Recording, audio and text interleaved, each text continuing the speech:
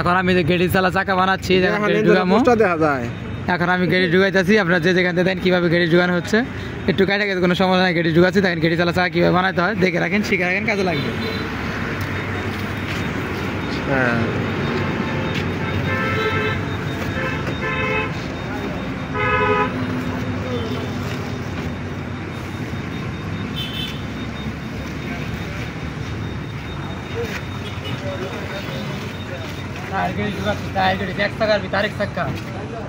যারা পাইন না শিকার এখন কামে লাগবে। আর ভালো ভালো ভিডিও পেতে চাইলে কাজের ভিডিও আরও আমার চ্যানেলটা সাবস্ক্রাইব করে দিবেন এবং ফলো করে রাখবেন চ্যানেলটা, ফলো করে রাখবেন। যারা ভিডিও ছাড়ার লগে লাগে আপনার চ্যানেলে নোটিফিকেশন চলে যায়। আশা করি বুঝতে পারতেছেন।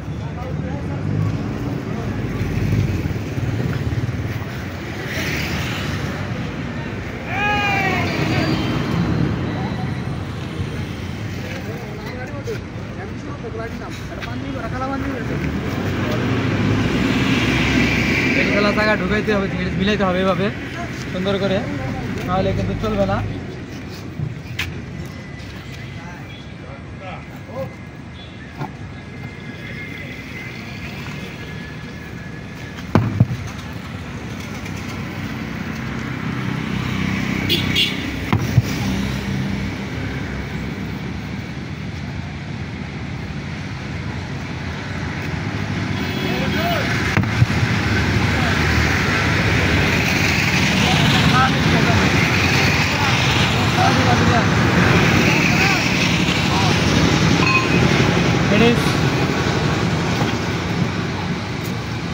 দেখেন গেটিস মিলানো শেষ, এই যে গেটিস মিলানো শেষ। এই যে দেখেন টায়ার গেটিস অনেক সুন্দর করে মিলে গেছে। যদি গেটিস ভালোভাবে না মিলে তাহলে কিন্তু অবশ্যই চাকাটা ফিটিং করলে ভালো হবে না।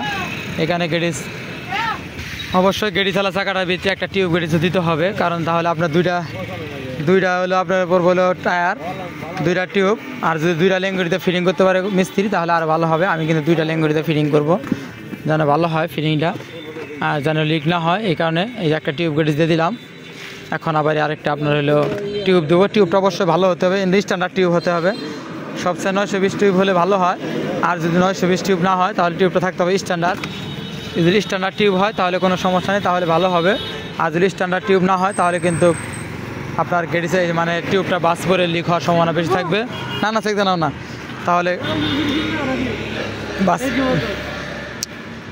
লিক হওয়ার সম্ভাবনা বেশি থাকবে। এই কারণে অবশ্যই টিউবটা স্ট্যান্ডার্ড থাকতে হবে। আমি যে টিউবটা দিতেছি এটা হলো স্ট্যান্ডার্ড টিউব, কোনো বাজ নাই এবং কি একটা মাত্র তালি, কারণ যদি বাজ পড়ে তাহলে লিক হবে। এই কারণে এই যে চাকা এখন এই দেখেন ফিটিং করতেছে 22টা।